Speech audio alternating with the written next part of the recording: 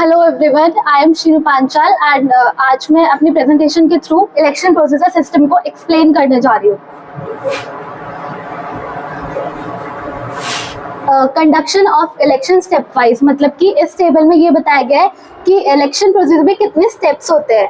Establishment of constituencies, सबसे पहले जगह फाइनलाइज की जाएगी कि कौन सी जगह से कौन सा पार्टिसिपेंट उस चुनाव को लड़ेगा।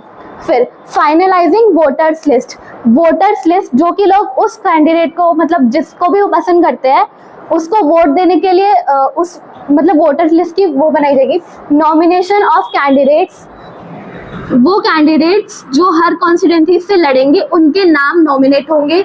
इलेक्शन कैंपेनिंग, अब पार्टिसिपेशन उन्होंने करा है तो अपना प्रचार करने के लिए ये बताना पड़ेगा कि उस कॉन्स्टिट्यूएंसी से लड़ कौन रहा है। एक्चुअल वोटिंग, मतलब फिर वो दिन आएगा जिस दिन सारे पार्टिसिपेंट्स के वोटर्स को वोटिंग का डे आएगा। फिर वोट्स की काउंटिंग होगी, रिजल्ट आएगा इलेक्शन का और फिर मतलब फिर अनाउंस होगा कि कौन सा कैंडिडेट किस कॉन्स्टिट्यूएंसी से जीता है।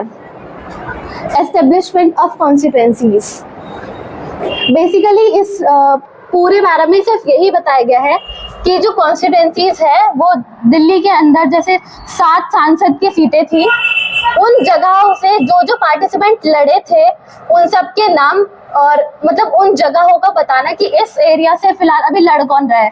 ऐसे उत्तर पूर्वी दिल्ली, शादरा, इस टाइप से। वोटर्स की लिस्ट फाउंड होगी।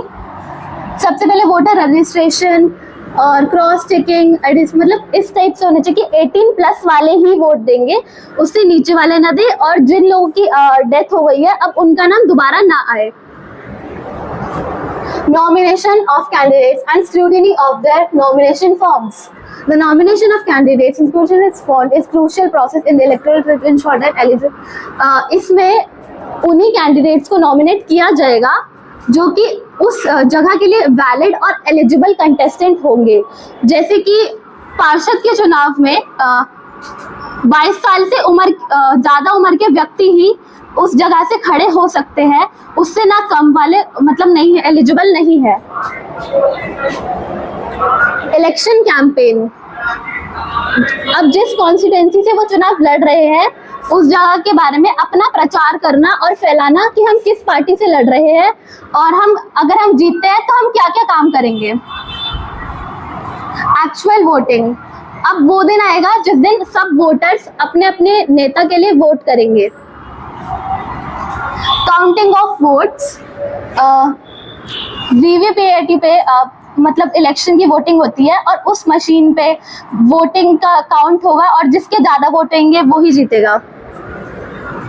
इलेक्शन का रिजल्ट आएगा, फिर मतलब बताया जाएगा कि उस जगह से जीता कौन है और उसके बारे में फिर मतलब न्यूज़ चैनल में बताया जाता है। जैसे उत्तर पूर्वी दिल्ली से कौन सांसद जीता है और पूर्वी दिल्ली से कौन जीता है। जैसे पूर्वी दिल्ली से कुलदीप कुमार जीते थे शायद, नहीं कुलदीप कुमार नहीं, व्हाटएवर, नहीं पता था। ये ही पूरा प्रोसीजर था इलेक्शन का इंडिया में। Thank you.